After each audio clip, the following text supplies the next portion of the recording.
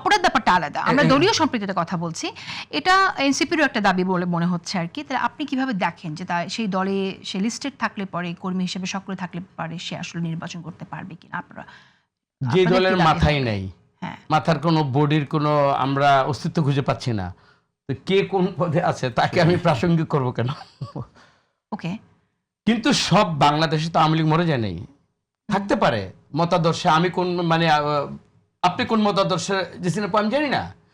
আপনি যদি এখন যদি আপনার ভিতরে যদি সুপ্তভাবে থেকে থাকে, দলীয় কোনো মতাদর্শ না সুপ্তভাবে যদি থেকে থাকে, মানে আপনার এক্সাম্পল বলতেছি, আমি কিন্তু আপনাকে আটকাতে পারবো না। কিন্তু যদি মানুষ জানে আপনার ভিতর থেকে কোনোদিন ওই যে চেতনা, একত্রের চেতনা বিক্রিকারী আপনি একজন মানুষ, বা আপনার ওইভাবে আপনার দিয়ে আমি কোনদিন মানে আক্রান্ত হয়েছিলাম, আপনার দিয়ে কোনোদিন আমি নিষ্পেষিত হয়েছিলাম, মনে হয় না আপনি ওই ইলেকশনে দাঁড়াতে পারবেন।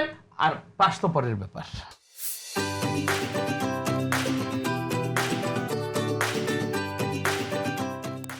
ঠিক আছে, কিন্তু আইন আপনারা কিভাবে চাইবেন? আইন তো দেখবেন নির্বাচন কিনা? কমিশন, আইনের ব্যাপারে আমি যাব না। আপনারা চাইবেন না? আমি যখন আমার ভাই যখন মারা গেছে, আমি যখন 7 বার জেল কেটেছি, তখন আইন তো আমাকে প্রোটেক্ট করে নাই। সুতরাং কিছু কিছু জানা আছে, আমি হয়তো মুখ দিয়ে বলবো না, এটা বেআইনি হয়ে যাবে, কিন্তু পরিস্থিতি এবং বাংলাদেশের মানুষের হৃদয়ের যে খরিত আত্মা এবং যে দগ্ধীভূত আমার যে অন্তরের যে একটা মানে জেদ বলবো না, অন্তরের যে আমার কষ্টটা, এই কষ্টটা লাঘব করতে আরো সময় লাগবে।